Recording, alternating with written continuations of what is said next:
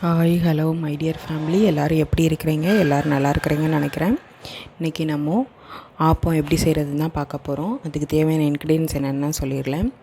தேங்காய் வந்து நல்லா துருவி எடுத்து வச்சுருக்கேன். அன்றைக்கி வடித்த சாதம் கொஞ்சம் வச்சுருக்கேன். அப்புறம் பச்சை அரிசி வந்து இந்த கிளாஸ்க்கு 1 கிளாஸ் எடுத்திருக்கேன். இது 200 ml கிளாஸு. இந்த கிளாஸ்க்கு நான் 1 கிளாஸ் பச்சரிசி எடுத்திருக்கேன். இதில் 1/4 கிளாஸ் வந்து உளுந்து, 1 ஸ்பூன் வெந்தயம். இந்த 3ஐயும் ஒரு 3 மணி நேரம் நல்லா ஊற வச்சு எடுத்து வச்சுருக்கேன். இப்போ இதை நம்ம மிக்சியில் கிரைண்ட் பண்ணிடலாம். இப்போ நம்ம ஃபஸ்ட்டு மிக்சி ஜாரில் சாதமும் அன்னைக்கு வடித்த சாதம், 1/2 கப்பு தேங்காய் துருவல், இது ரெண்டையுமே இப்போ நல்லா கிரைண்ட் பண்ணிடலாம்.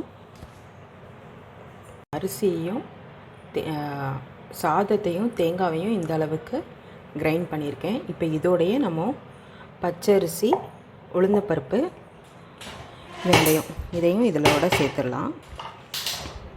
இதோட சேர்த்துட்டு கிரைண்ட் பண்ணிடலாம்.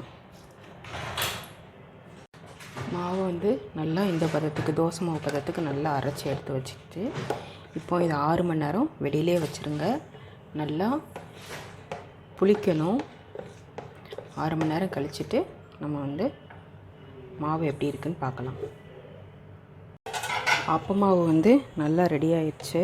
இப்போ நான் வந்து நைட்டு உப்பு போட்டு வைக்கலை, அதனால் இப்போ உப்பு போட்டுக்கிறேன். உப்பு போட்டிங்கன்னா ரொம்ப புளிச்சிரும், நைட்டே உப்பு போட்டிருந்தீங்கன்னா. இப்போ நம்ம தேவையான அளவு உப்பு போட்டுக்கலாம்.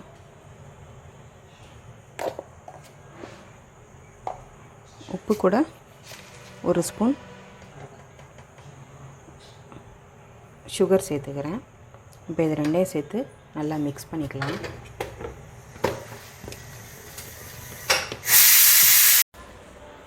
இப்போ இந்த மாதிரி ஒரு ஆப்பச்சட்டி எடுத்து மாவு விட்டுட்டு இந்த மாதிரி நல்லா இப்படி சுற்றி விட்டுக்கோங்க.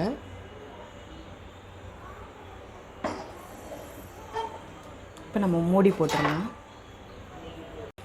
அப்போ நல்லா ரெடி ஆயிடுச்சு.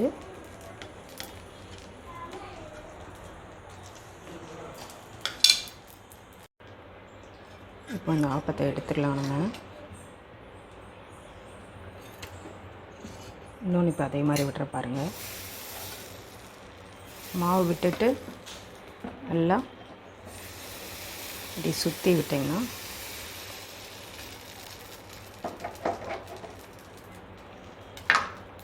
அதுக்கப்புறம் எண்ணெய் விட்டுக்கோங்க. மேலே மாவில் இந்த மாதிரி பபிள்ஸாக வரணும்.